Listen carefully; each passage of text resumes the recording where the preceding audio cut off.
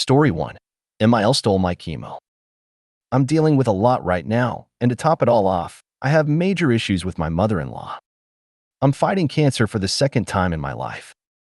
I was first diagnosed at 14, battled it, and won. I lived a happy, peaceful life until recently, when a routine health check for work revealed the devastating news. At 30 years old, I have cancer again. This time it's secondary cancer, in a different organ, unrelated to the first. Fortunately, it's only stage 2, but my oncologist warned me that it's aggressive, grows and spreads quickly, and could advance to stage 3 or higher very soon. We had to act fast. Hearing you have cancer is always crushing, but for me, it feels like something is actively trying to kill me. I was distraught at the thought of going through this again. It's an incredibly hard fight, both physically and mentally, as any cancer patient knows. I had surgery and am now undergoing oral chemotherapy, which I can take at home. I only have to go to the hospital for blood tests and scans every few weeks, which is a blessing because I wouldn't have the strength to go daily. I'm currently on sick leave, and the treatment has left me quite weak. I've lost a lot of weight. Before my diagnosis, my wife and I shared household chores equally.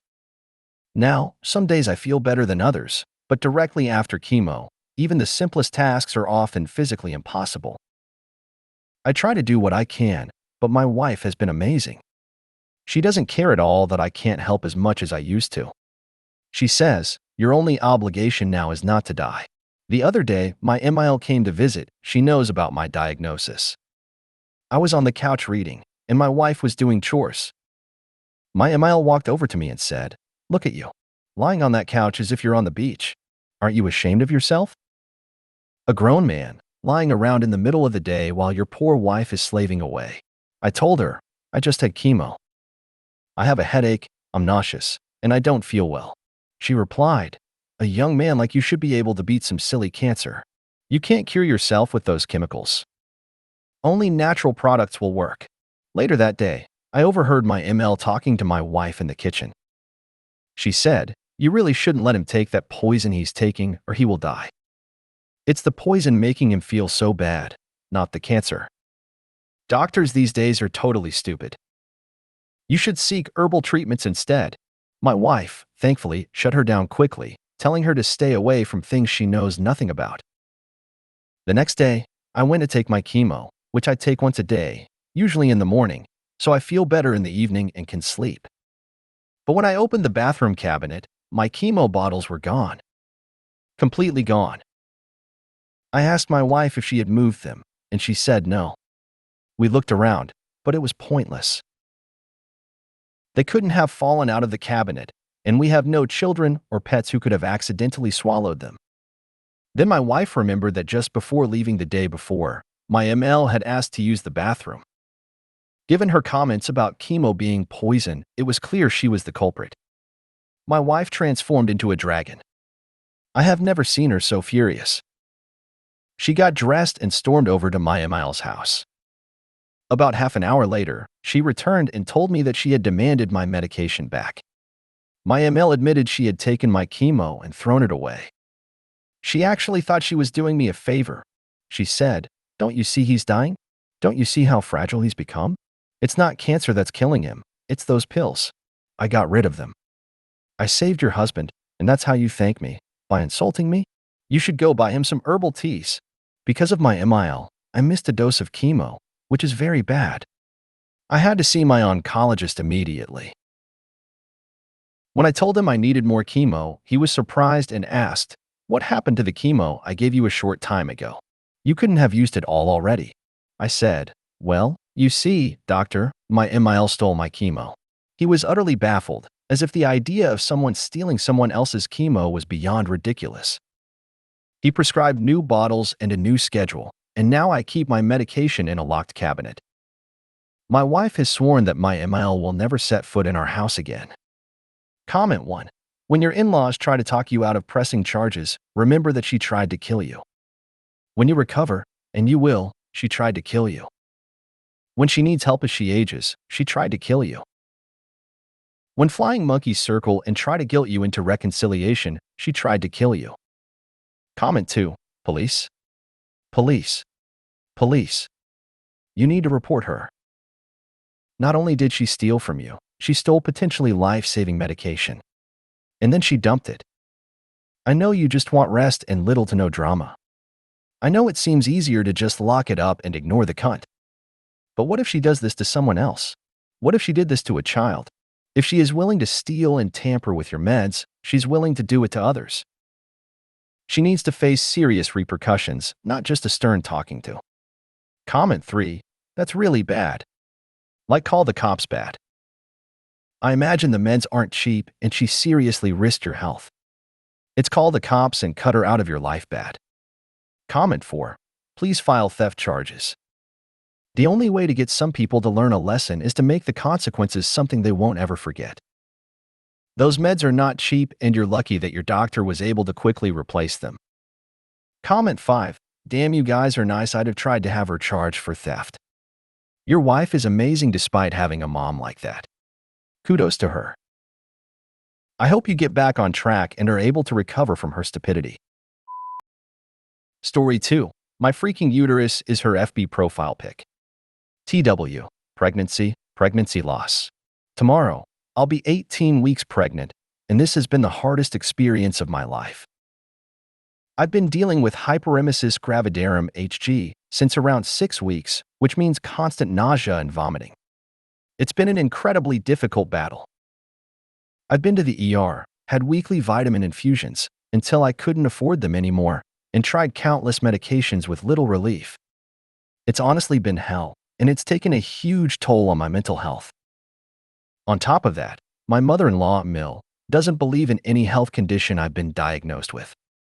When I was diagnosed with celiac disease, she brushed it off, saying, "You can handle anything in moderation."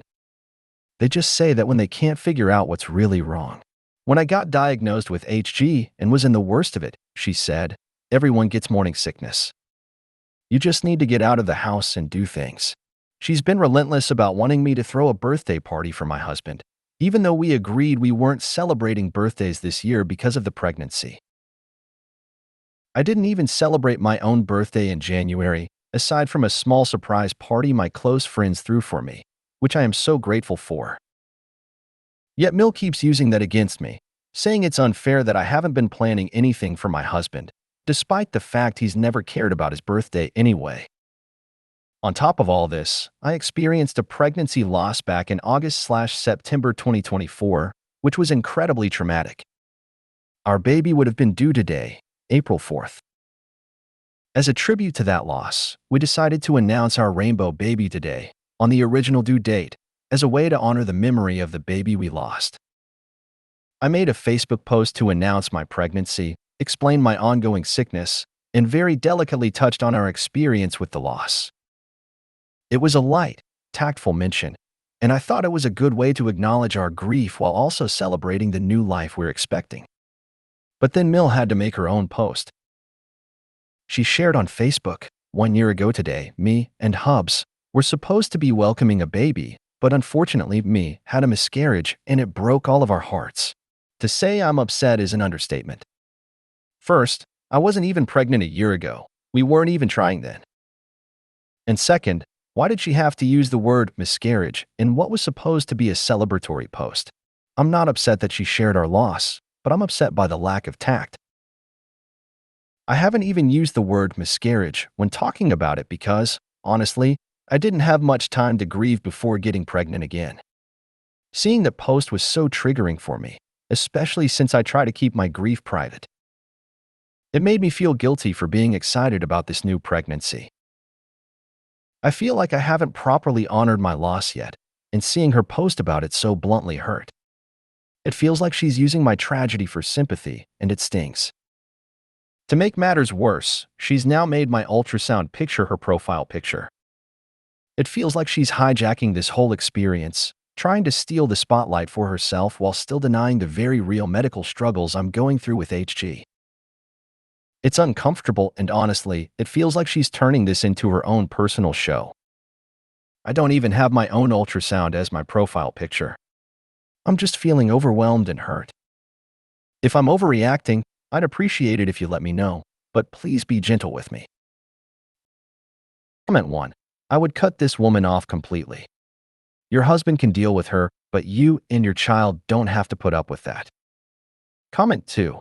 Tell her to take it off, and if she doesn't, have FB make her take it off. Comment 3. Your husband needs to deal with this mother. Now.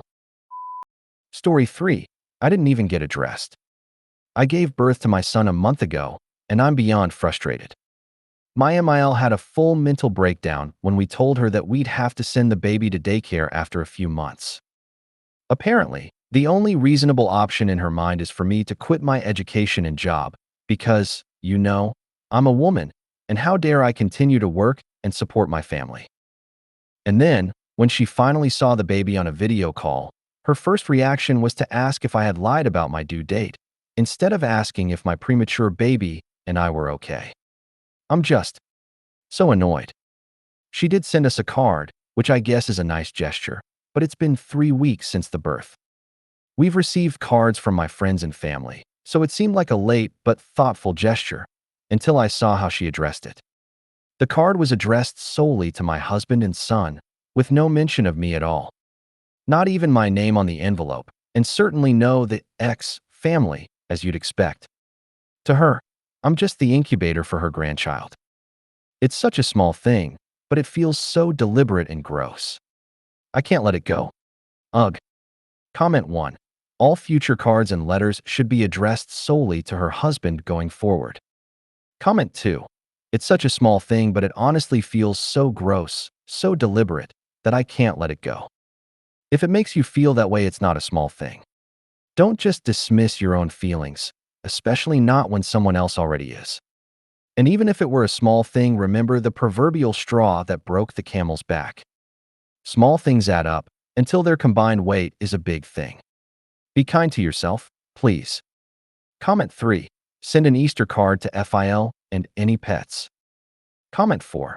Make your husband return it to her with a note that states she isn't to bother sending anything to the family without acknowledging the woman who made it. If you made it to the end of the video, thanks for watching. Don't forget to like, subscribe, and share, and we will see you in the next video.